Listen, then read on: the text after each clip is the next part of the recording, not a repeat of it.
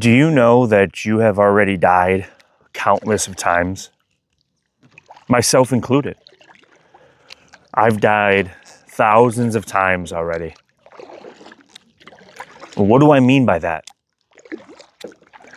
What could this guy in this video mean by saying that I've died of thousands of times, been through countless of deaths? Well, it's not what you think. I'm not talking about death as the finite mind would have you believe. Death is in something violent or some type of a passing, a boundary that we assume death to be, that the mind imagines, right? What I'm talking about here is who you think you are has changed countless of times, completely changed, dropped, been forgotten. And that in essence is a death. You know, we always speak about the ego death, don't we, on the spiritual path? But do you know that noticing your own death that you have been through, as I mentioned, over and over, can point you to the stillness, the silence, and the true essence of you that remains. I'm really excited to talk about this because it is these deaths that we go through that we assume to just be the changing or the growth or the transformation and the shaping of who we are. But who we are can never be grasped. It's like trying to grab this water. It runs right through your hands. Even though for a second you might hold some, you'll find your hand to be emptied quite soon. And this is the beauty of the deaths that we experience and that are experienced. You can look back 5 years ago. You can look back 10 years ago.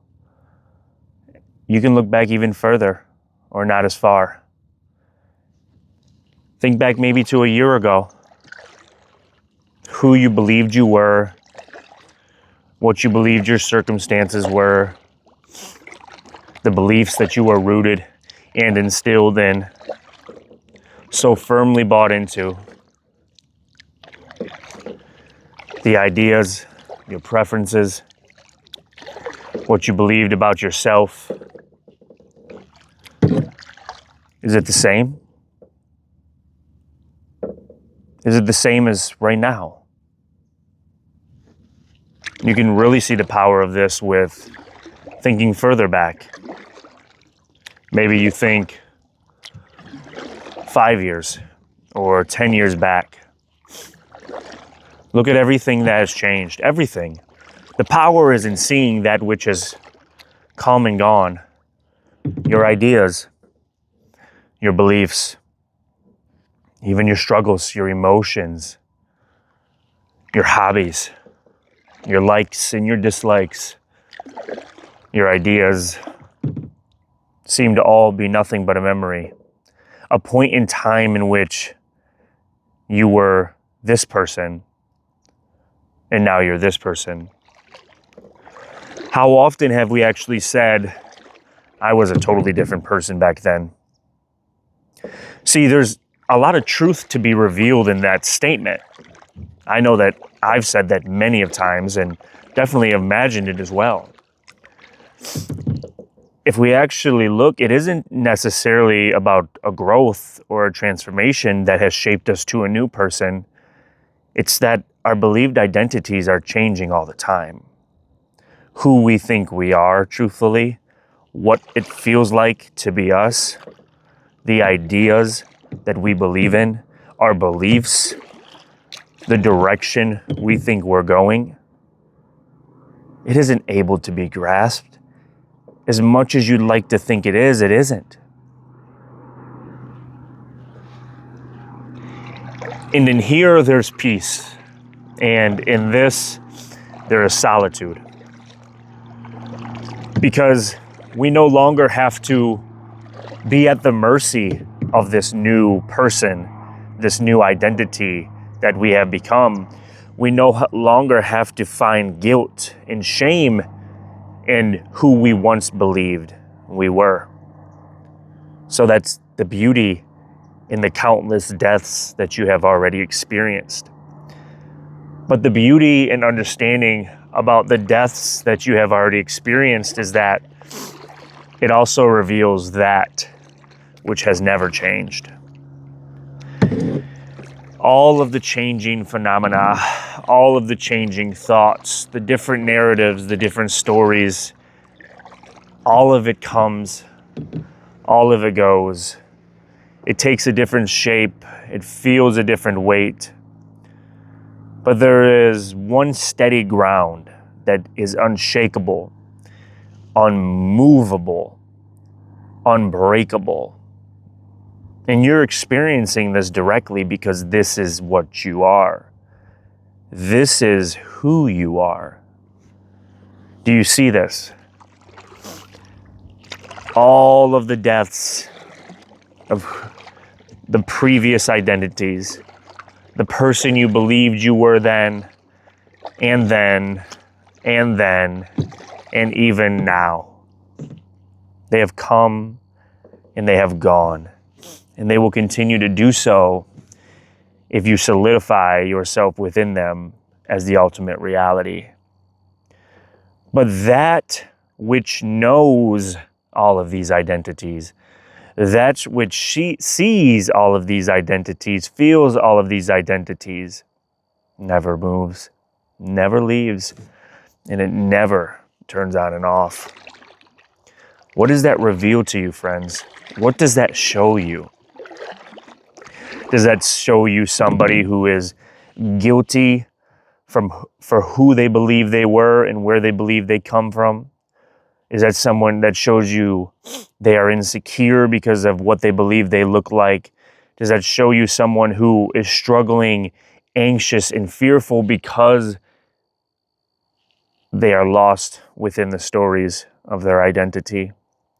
Or does that show you someone that can never be tied down, someone who can never be boxed in, caged in, someone or something boundless and vast, undescribable in the truth of it all, but yet absolutely intimate, close, and undeniably you? It's beautiful out here, guys. Absolutely beautiful.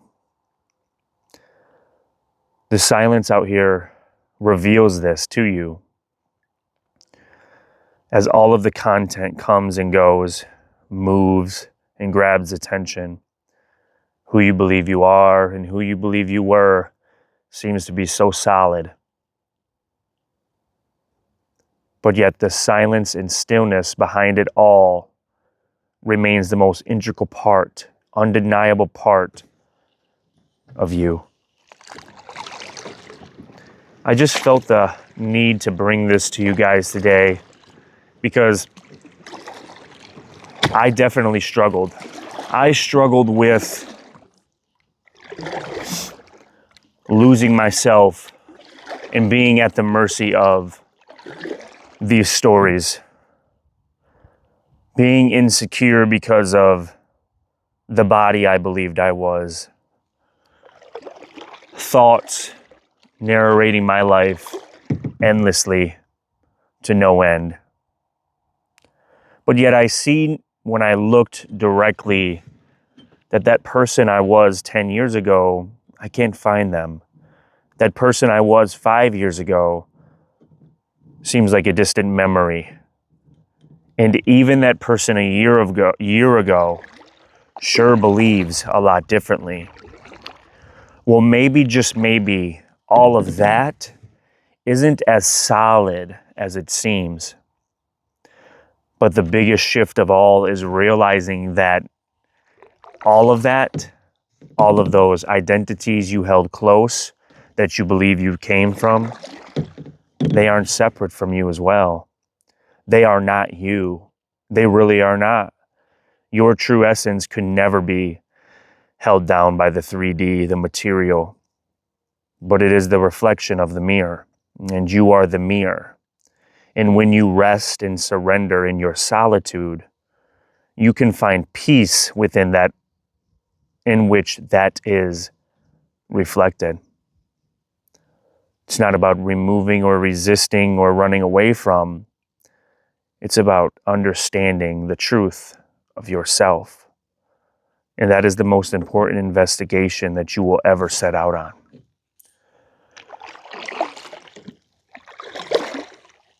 If you find yourself a slave to thoughts or at the mercy of your shame and guilt, your insecurities and your fears are eating you alive, I encourage you, if you feel that, if you feel stuck and you want a way out, I encourage you to check out the Core Collective. I have included the link below in the description.